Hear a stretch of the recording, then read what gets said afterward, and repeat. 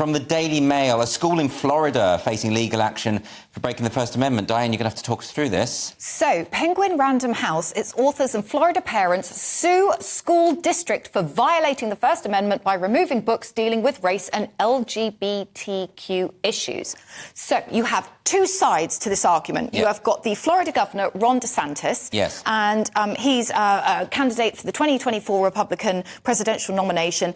And he wants to restrict children's access to certain books. Yeah. And he wants access to books about being a trans child or being a gay child. He wants to restrict access to those books. Yes. In public libraries. And on the other side, you have sort of Penguin Random House.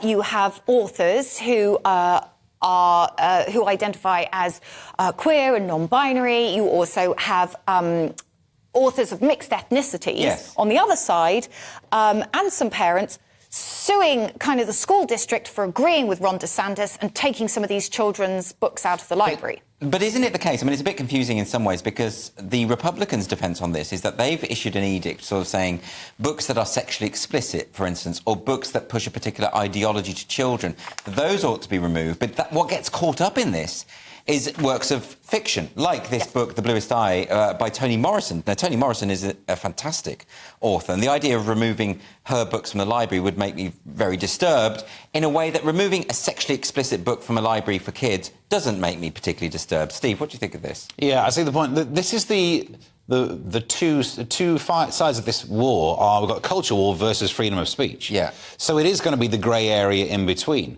because then you need to define what is sexually explicit. And it should be objective, but it's not, because people... You know it when you see it. Yeah. You know, and that is, I know that's a cliche, but it's true. I mean, I've seen some of the images of some of the books that were removed, and it's a kind of, I mean, it is pornography. But do you not think, you know, when you see it also has an area that is subjective? Because some people will disagree. So unless there is something that everyone who looks at it will definitely agree, then you've got... And what about the question of ideology? So, for instance, if there was a book which was effectively saying, aimed at young children, aimed at 5-6-year-olds, teaching them that Marxism is the only way to think about the world and everything else is evil, wouldn't you say that there's a case for not including that in a school library? Certainly adults should be able to read whatever they want, but isn't there a case for that? I don't know. I'm more likely to agree with the case in not teaching things to children, but restricting access to books. What about the Protocols of the Elders of Zion? In a children's library? Yes. Well, is it a children's book?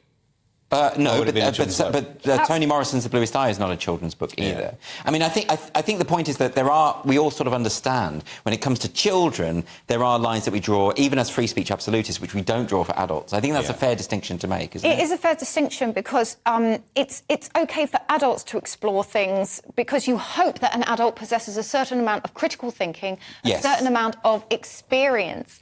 But the issue is where does that experience come from? It comes from when you're a child. But then that's the role of the parent instead of the state. Right. So the parent should pay attention to what the child's reading rather than have things banned by the state. It's different. I mean, I always get nervous when the state start banning books full stop, you know, but I think this is a difficult discussion. See, more TikTok, more dancing, less reading.